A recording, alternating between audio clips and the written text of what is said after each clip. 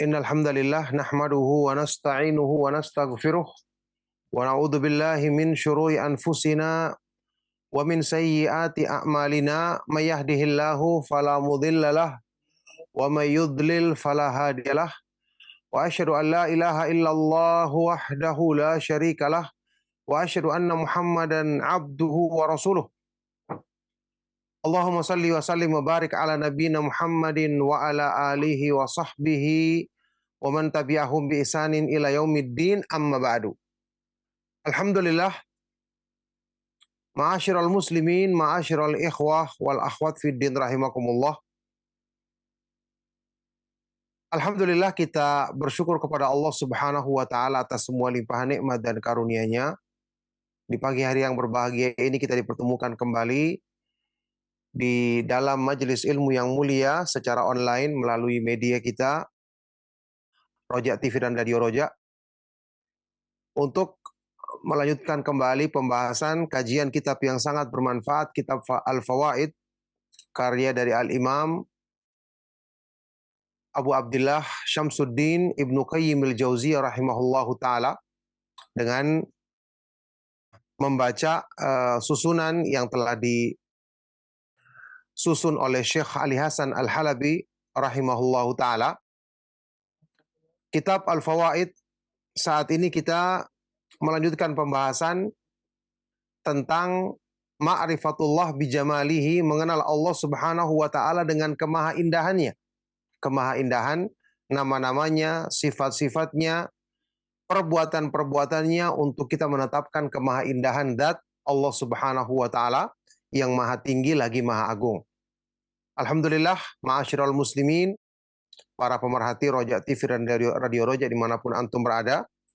Saat ini kita akan membahas kembali, melanjutkan pembahasan yang diterangkan oleh Imam Ibnu Qayyim rahimahullahu ta'ala, bagaimana agar kita bisa mengenal Allah Subhanahu wa ta'ala yang maha indah dalam semua nama-nama, sifat-sifat, perbuatan-perbuatan dan zat-Nya, yang dengan sebab ini kita akan selalu mencintai Allah dalam semuanya, dan kita akan selalu memuji Allah Subhanahu wa taala, akan selalu mengagungkan dan membesarkannya.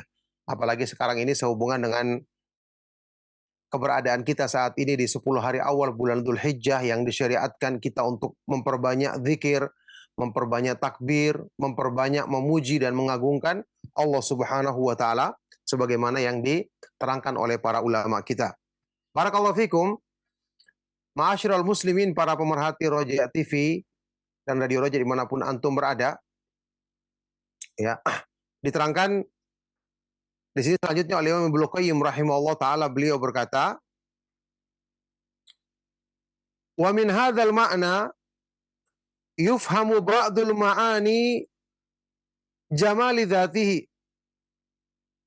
Dari makna inilah kita akan memahami sebagian dari makna-makna kemahaindahan pada zat Allah Subhanahu wa taala.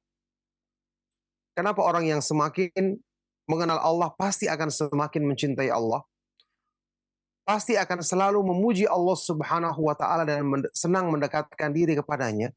Karena semakin mengenal Allah, dia semakin mengetahui kemahaindahannya, kemahaagungannya. Yang dengan ini dia tidak akan berhenti lisannya untuk memuji Allah Subhanahu wa taala, mengagungkan dan membesarkannya. Fa innal abda yataraqqa min ma'rifatil af'ali ila ma'rifatis sifati wa min ma'rifatis sifati ila ma'rifatidz dzat. Karena sungguh seorang hamba, ya, dia akan yataraqqa, naik dari tingkatan mengenal perbuatan-perbuatan Allah yang maha terpuji, untuk kemudian dia mengenal dan menetapkan sifat-sifat Allah yang maha tinggi, maha agung dan maha mulia. Wa min ma'rifatis sifat ila ma'rifatidz dzat. Dan dari dia mengenal sifat-sifat Allah yang maha mulia, yang maha sempurna, maha tinggi, kemudian dia mengenal zat Allah Subhanahu wa taala yang maha indah, yang maha agung dan maha mulia. Jadi perbuatan-perbuatan Allah Subhanahu wa taala selalu maha terpuji, selalu mengandung hikmah yang sempurna. Kenapa? Sifat-sifat Allah Subhanahu wa taala maha tinggi dan maha sempurna. Berarti zat Allah Subhanahu wa taala adalah maha agung, maha tinggi dan maha sempurna. Fa idza syahada syai'an min jamalil af'ali istadalla bihi ala jamalis sifati thumma istadalla bi jamalis sifati ala jamalil dzat. Maka ketika seorang hamba mempersaksikan sesuatu dari kemahaindahan perbuatan-perbuatan Allah, ternyata apa yang Allah berlakukan selalu ada hikmah besar, selalu mendatangkan kebaikan bagi kita meskipun dari arah yang kita tidak sangka-sangka. Karena di antara nama Allah Subhanahu wa taala adalah Al-Latif, yang maha halus, menyampaikan kebaikan kepada hamba-hambanya dari arah yang halus yang mereka tidak sangka. Maka jika seorang hamba mempersaksikan sesuatu dari kemahaindahan perbuatan Allah, dengan itu dia mengambil dalil untuk menetapkan kemahaindahan sifat-sifat Allah. Setelah itu dia akan berdalil dengan kemahaindahan sifat-sifat Allah untuk menetapkan kemahaindahan dzat-Nya. Masya Allah, ini jelas sekali menggambarkan kepada kita bagaimana seorang hamba ketika dia mengenal Allah, dia akan menyempurnakan imannya, menyempurnakan cintanya kepada Allah, menyempurnakan sikapnya selalu berzikir kepada Allah Subhanahu wa taala, dan lisannya tidak pernah berhenti dari memuji dan mengagungkannya, sebagaimana sabda Rasulullah sallallahu alaihi wasallam ketika ditanyakan tentang satu amal yang sangat besar keutamaannya dalam Islam, maka Rasulullah sallallahu alaihi wasallam bersabda, la yazalu lisanuka ratban min dzikrillah, hendaknya kamu jadikan lidahmu senantiasa basah dengan berzikir kepada Allah Subhanahu wa taala.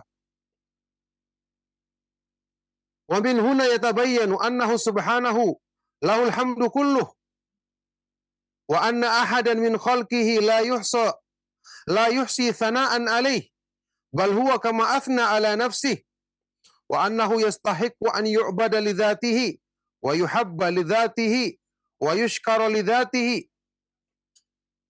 Dari sinilah jelas bagi kita bahwasanya Allah Subhanahu wa taala miliknya lah segala pujian. Dalam urusan dunia, Allah berikan kepada kita, dengan ini kita memujinya. Apalagi dalam urusan agama. Bahkan ketika kita mensyukuri nikmat Allah, memuji Allah Subhanahu wa taala, itu juga dengan nikmat Allah, dengan taufik dari Allah yang mengharuskan kita memuji Allah untuk berikutnya lagi. Dan seterusnya tidak akan terputus. Ini karena Allah Subhanahu wa taala nikmatnya tidak pernah lepas dari kita.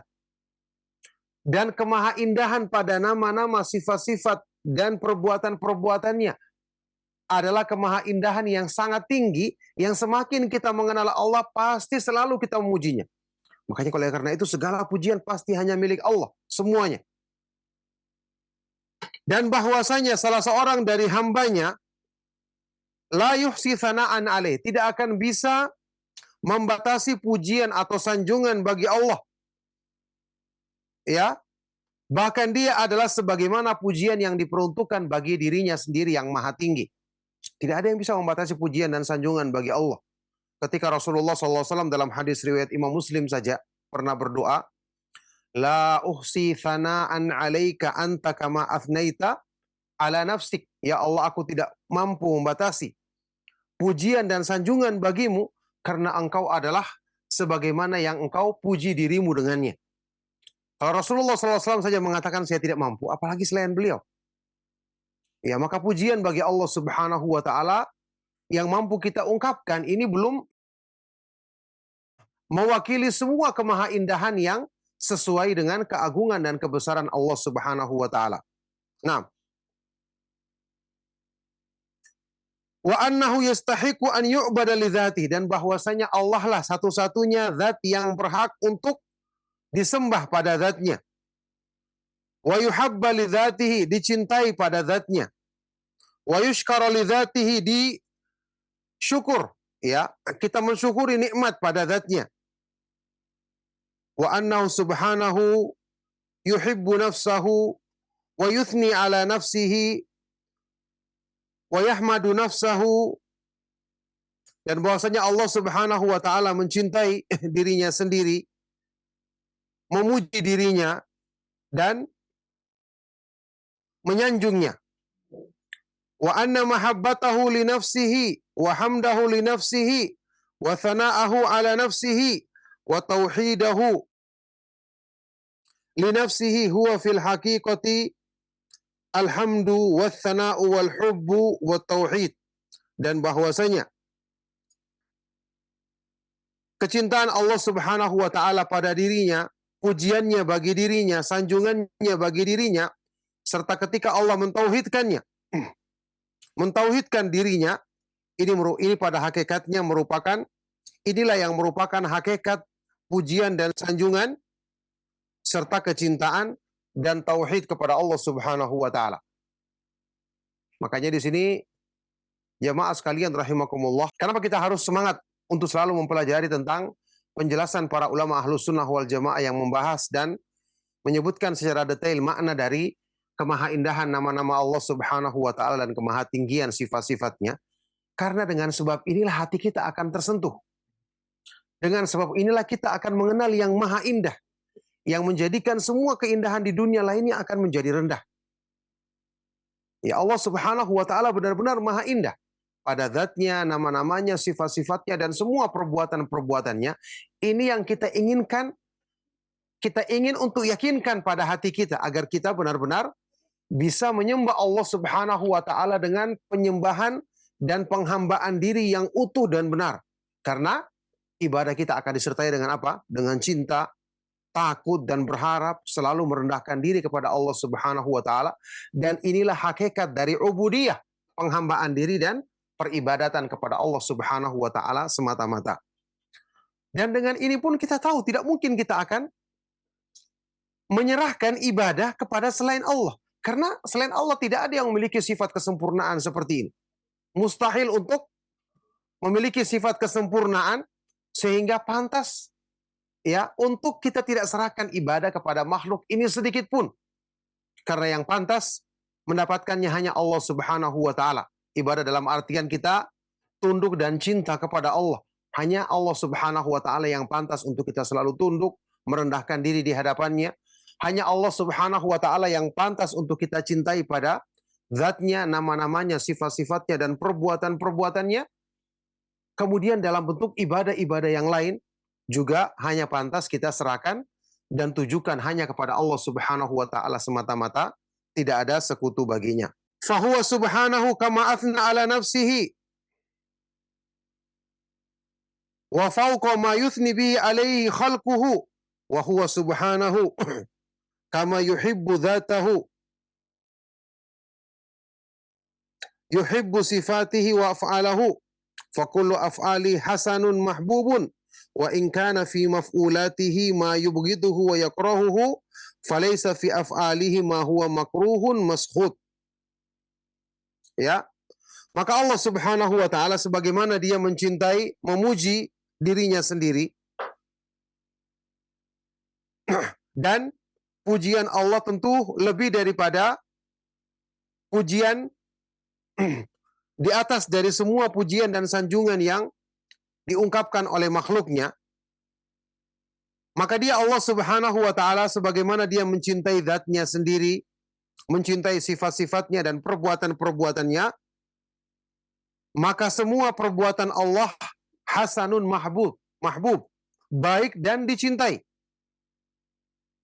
Meskipun ada pada sebagian maf'ulat, ya, hal-hal yang dari yang Allah perbuat, ya, objek dari apa yang Allah Subhanahu wa taala lakukan, yakni makhluknya, ada hal-hal yang tidak dicintai dan ada hal-hal yang dibenci dan dimurkai oleh Allah Subhanahu wa taala.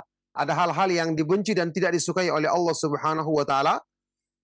Akan tetapi pada perbuatan Allah Subhanahu wa taala tidak ada sesuatu yang dibenci atau yang mendatangkan kemurkaan. Kita harus ingat, berbeda antara Allah Subhanahu wa taala berbuat, kemudian hasil dari objek dari perbuatannya itu makhluk, yang mungkin ini ada hal-hal yang tidak disukai, Tetapi tetap saja Allah Subhanahu wa taala memiliki hikmah yang besar di balik semua itu. Ini sudah pernah mungkin kita dengar penjelasan ketika para ulama Ahlus Sunnah wal Jamaah menjelaskan makna yang disebutkan di dalam rukun iman yang terakhir, wa tu'mina bil qadari khairihi wa syarrih. Dan kau beriman kepada takdir Allah yang baik dan yang buruk. Orang akan bertanya, kan takdir Allah itu perbuatan Allah, menakdirkan, menetapkan ketentuan. Kenapa ada yang baik, ada yang buruk? Sementara perbuatan Allah pasti semuanya baik. Bahkan dipertegas di dalam doa kunut yang diajarkan oleh Rasulullah SAW, kunut witir. Wakini syarra ma qadait, atau wakina syarra ma qadait. Ya Allah, jagalah kami dari keburukan ketentuan takdir yang Engkau tetapkan. Berarti ada yang buruk. Sementara Rasulullah SAW menegaskan semua kebaikan itu ada pada Allah dan keburukan tidak dinisbatkan kepadanya. Al khairu kulluhu fi yadaik wa syarru laisa ilaik. Kebaikan itu semua ada di tanganmu ya Allah dan keburukan tidak dinisbatkan kepadamu. Maka bagaimana caranya kita menjawab ini? Seperti diterangkan oleh sebagian dari para ulama, Syekh Ibnu Utsaimin rahimahullah taala, maksudnya pada hal-hal yang ditakdirkan oleh Allah, yakni makhluk yang Allah Subhanahu wa taala perlakukan padanya sesuai dengan hikmahnya yang maha tinggi. Ada hal-hal yang tidak sesuai dengan keinginan makhluk. Contohnya Allah menakdirkan sakit. Orang sakit. Orang tentu tidak suka sakit. Hanya menjadikan dia lemas, menjadikan dia tidak enak perasaannya, menjadikan dia tidak bisa beraktivitas, dan seterusnya. Allah menakdirkan kematian. Allah menciptakan misalnya makhluk-makhluk yang buruk. Allah menciptakan iblis dan seterusnya. Ya, ini tidak disukai dalam Islam tentu saja. Tetapi tetap kita katakan perbuatan Allah Subhanahu wa taala ketika dia menciptakan itu perbuatan yang baik dan maha sempurna. Allah Subhanahu wa taala ya mencintai, melakukan perbuatan-perbuatan tersebut dengan hikmah yang sempurna. Contoh tadi untuk masalah sakit misalnya atau kematian. Supaya menjadi orang bersabar. Sakit menjadi sebab dosa-dosa, diangkatnya derajat. Dengan adanya iblis laknatullah alaih menjadikan kita selalu berlindung kepada Allah. Tidak bersandar kepada kemampuan diri kita sendiri. Menjadikan ketika orang berbuat dosa dia bertobat kepada Allah dan Allah mencintai hamba-hamba yang bertobat, karena diantara namanya adalah At-Tawwab, maha penerima tobat, Al-Ghafur, maha pengampun, Al-Afu, maha pemaaf. Masya Allah, ini memiliki hikmah yang tinggi. Jadi tidak ada pada perbuatan Allah itu yang buruk. Kalau yang ada itu ada pada makhluk. Ada sebagian yang Allah Subhanahu wa taala jadikan objek dari perbuatannya yang maha sempurna. Ada hal-hal yang tidak disukai oleh makhluk, itu pun kalau direnungkan ternyata terdapat banyak hikmah dan kebaikan-kebaikan yang Allah inginkan pada hamba-hamba yang beriman di balik apa yang Allah Subhanahu wa taala lakukan tersebut. Nah, baik.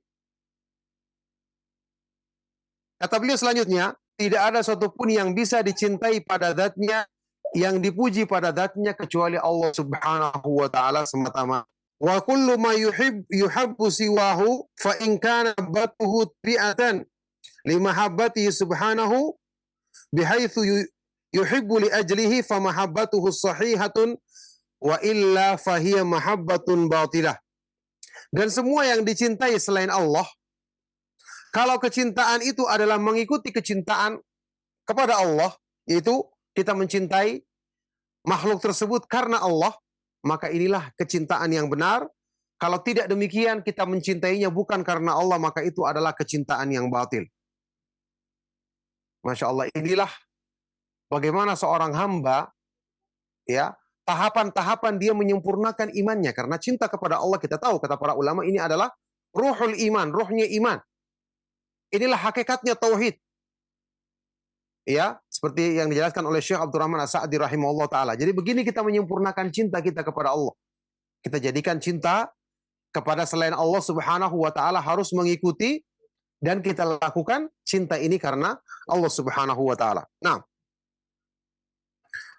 wa hadha huwa haqiqatul ilahiyati fa innal ilahal haqqa huwa alladhi yuhabbu li dzatihi wa yuhmadu li dzatihi. Maka inilah yang merupakan hakikat dari penghambaan diri, hakikat uluhiyah. Menetapkan sifat-sifat peribadatan kepada Allah. Menetapkan hak untuk badai hanyalah milik Subhanahu wa taala semata-mata. Innal ilahal haqqa huwa alladhi yuhabbu li dzatihi wa yuhmadu li dzatihi. Karena yang namanya sembahan yang benar itu adalah zat yang dicintai pada zatnya dan dipuji pada zatnya. Jadi tidaklah namanya ibadah itu orang hanya sekedar melakukan gerakan sujud, ruku, tapi dalam hatinya tidak ada sikap mencintai Allah, mengagungkan Allah, memujinya, serta merendahkan diri di hadapannya. Ini bukan sembahan yang benar namanya kalau diperlakukan seperti itu. Fakaifa idzan dhafa ila dzalika, bagaimana lagi kalau ditambah sifat-sifatnya maha tinggi dan maha sempurna, ditambah lagi ihsan, kebaikan-kebaikannya yang maha sempurna, limpahan nikmatnya, in'amihi wa hilmihi, kelembutan Allah, wa tajawuzuhu, ya, ihsanuhu wa in'amuhu wa hilmuhu, kelembutan Allah, tajawuzuhu, pengampunannya, afannya, dan kebaikan-kebaikan serta rahmatnya. Masya Allah, sudah demikian sifat-sifat kesempurnaannya yang menjadikan manusia pasti akan mencintai Allah semakin dia mengenal Allah. Ditambah lagi dengan merenungkan kebaikan-kebaikannya, rahmatnya, limpahan nikmatnya, pengampunan dan pemaafan-pemaafan bagi kesalahan yang dilakukan manusia. Maka subhanallah, dengan ini kita semakin yakin untuk mencintai Allah Subhanahu wa taala semata-mata dan menjadikannya hanya sembahan kita satu-satunya. Maka hendaknya bagi seorang hamba wajib untuk dia mengetahui bahwa tidak ada sembahan yang benar selain Allah. Sehingga hamba ini mencintai Allah, memuji Allah pada zatnya dan karena kesempurnaannya. Mencintai dan memuji Allah karena zatnya dan karena sifat-sifat kemahasempurnaannya. Dan hendaknya hamba ini mengetahui bahwasanya tidak ada pelaku kebaikan, tidak ada yang berbuat baik pada hakikatnya untuk dirinya dengan melimpahkan berbagai macam nikmat yang lahir dan batin. Tidak ada yang melakukan semua ini selain Allah Subhanahu wa taala satu-satunya. Fayuhibbu li ihsanihi wa in'amihi wa yahmaduhu ala dzalika fayuhibbuhu minal wajhaini jami'an. Maka dengan ini fayuhibbahu, hamba akan mencintai Allah karena limpahan kebaikan dan limpahan nikmatnya, dan memuji Allah Subhanahu wa taala karena ini, sehingga hamba ini akan mencintai Allah Subhanahu wa taala dari dua sisi ini. Pertama, sisi mengenal kesempurnaan, kemahatinggian dan kemahaagungan sifat-sifat Allah. Yang kedua, mengenal limpahan kebaikan, mengenal limpahan nikmat dan berbagai macam karunia yang Allah Subhanahu wa taala limpahkan pada hamba ini. Inilah cara mengenal Allah Subhanahu wa taala dari dua sisi sebagaimana yang beliau jelaskan dalam penjelasan ini. Oleh karena itu, ikhwan dan akhwat fiddin, kaum muslimin, para pemerhati Roja TV dan Radio Roja dimanapun antum berada, ya, mencintai Allah itu sesuai dengan tabiat manusia yang mencintai sesuatu karena keindahan. Maka pasti kalau dia mengenal Allah, Allah itu maha indah, maha tinggi, dan maha sempurna. Secara asal manusia melihat sesuatu yang punya daya tarik saja, padahal tidak sempurna, makhluk, pasti banyak kekurangannya. Dia mencintai, menyukainya. Apalagi kalau mengenal yang maha indah, maha tinggi, maha agung, maha sempurna, maha mulia. Dari satu sisi. Dari sisi yang kedua, mengenal kebaikan.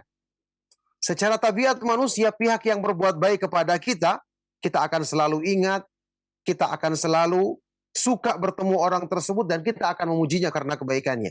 Padahal dia berbuat baik 1 kali, 2 kali, 3 kali, terbatas, tetap makhluk. Bagaimana Allah Subhanahu wa taala yang kebaikannya selalu dicurahkan kepada kita, kasih sayangnya, limpahan nikmatnya. Semakin kita mengenal Allah, pasti kita akan semakin mencintainya. Semakin kita mengenal nikmat dan limpahan kebaikannya, kita akan semakin mencintai dan selalu memuji Allah Subhanahu wa taala. Dari dua sisi inilah yang menjadikan seorang hamba ketika mengenal Allah Subhanahu wa taala, maka dia akan mengenalnya dengan sempurna dan semakin menguatkan dan menyempurnakan keimanan di hati hamba tersebut. Barakallahu fikum, ma'asyiral muslimin, para pemerhati Roja TV dan Radio Roja dimanapun antum berada. Insya Allah cukup sampai di sini kajian kita. Kita akan teruskan kembali membaca keterangan bagian terakhir tentang pembahasan yang sangat menarik ini, tentang bagaimana kita menyempurnakan kecintaan kepada Allah Subhanahu wa Ta'ala dengan mengenal kemahaindahannya dan mengenal sempurnanya kebaikan-kebaikan yang selalu dilimpahkan kepada hamba-hambanya. Semoga apa yang kita bahas dan kita kaji di kesempatan pagi hari yang cerah ini ya bermanfaat untuk kebaikan dunia dan akhirat kita. Barakallahu fikum. Sallallahu wasallam wa barak ala nabiyina Muhammadin wa ala alihi wa sahbihi ajma'in. Walhamdulillahi rabbil alamin.